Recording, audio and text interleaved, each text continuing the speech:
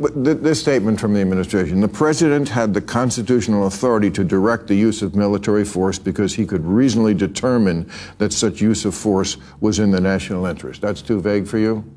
Totally vague. Okay, because that's from Obama about Libya. Well, Obama made the argument initially that he could go into Syria without an authorization.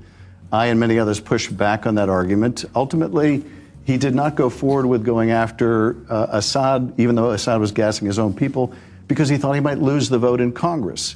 But I respect the fact that was important to him, and the fact that he did not have the support of Congress meant that we weren't going to go forward.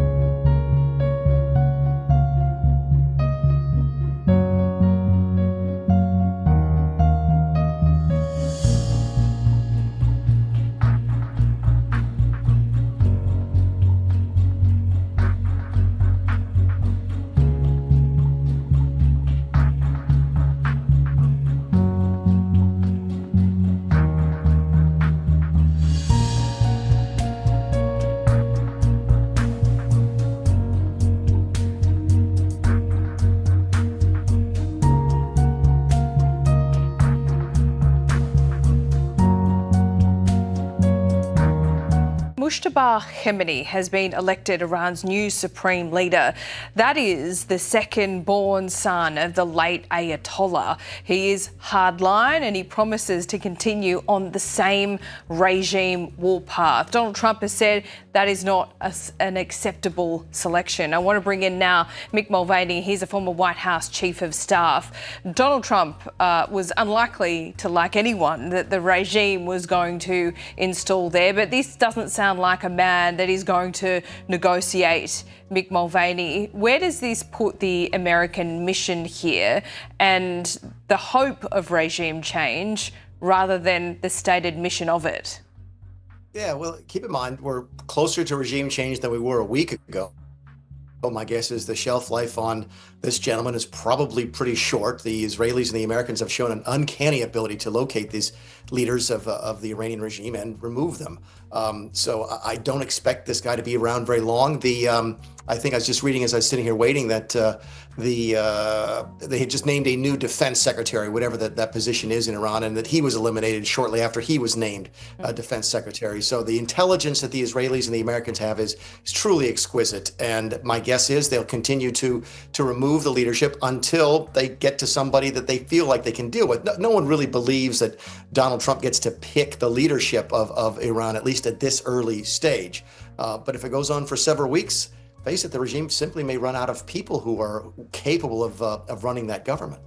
Yeah, the massive stockpile of munitions and missiles, though, I'm not saying is out of reach for the United States or Israel, but it could drag on for a lot longer than a couple of weeks. And of course, there is a cost to all of this. When you're knocking out cheap drones with $1 million missiles, that is something that is going to hit home domestically, isn't it?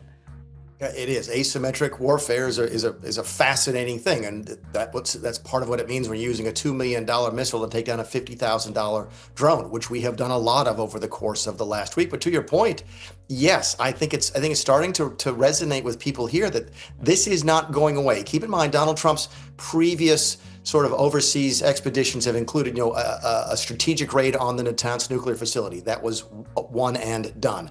Plucking President Maduro out of Venezuela, bringing him to New York and replacing him with a vice president. That was one and done. This is looking more and more like it is not one and done, Laura. In fact, I was reading over the weekend here that the American promise of security through the Straits of Hormuz, using our Navy to guarantee the free flow of oil through that critical marine junction, could take several weeks for the United States military to put into place. That contemplates a war then that's going on for at least several weeks. So yeah, I think it's starting to resonate with people here that this is not another one and done, that this is a much more serious and different sort of thing. How much support does the American public have for this? It's 50-50 right now, but the country is 50-50 right now. The base for Trump is still very much in his corner. But if your question sort of anticipates how much of a runway he's going to have with that group, I think that is the fair question to ask.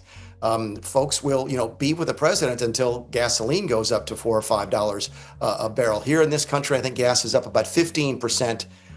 Petrol's up about 15% since the start of the war, but I think the oil futures are up between 35 and 40%. In fact, I think I saw something just before I came on the air that the last trade was above $100 a barrel. That means that's the breaking news I'm getting through as well, Mick, that it has now hit that $100 a barrel mark. Now, that has a real effect on cost of living that is already so expensive, but it's also a psychological barrier, I would say. Some of the worst predictions is that could even go up $20 more a barrel, 20 USD more a barrel to 120. That means that we are paying extortionate amounts for fuel, even more there if you're in the US.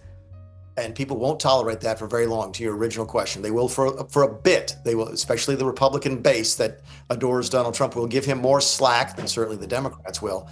But generally speaking, people think about and vote with their pocketbooks. Yep, they certainly do, which begs the question, again, length of time. That's why Donald Trump keeps on saying we'll get this done in 4 to 5 weeks, because he doesn't have that much runway at home. The MAGA base is split. I mean, Marjorie Taylor Greene, commentators like Megyn Kelly, like Tucker Carlson, they're questioning how this fits in with the America First mantra that they so got behind. And you're seeing constant repetition of comments that Trump made, that senior staff of his made, Stephen Miller, for example, made during the campaign, saying, vote for Donald Trump and we'll keep the peace. You vote for Kamala Harris and you'll end up with World War III. And those are receiving heavy airplay here in the United States as the Democrats seek to remind people what Donald Trump ran on, and it wasn't war in Iran. There's no question about it. So yeah, I think he's got a couple of weeks at most to try and convince people that this is in their best interest long term. If he can do that, and there's a chance he can do that, he's a tremendous salesman, as we all know. And if he can convince them this is in their best interest, then they'll give him a longer period of time to prosecute this war. But if they don't succeed, then the base could turn on him relatively quickly, just because the cost of living is getting ready to go through the roof.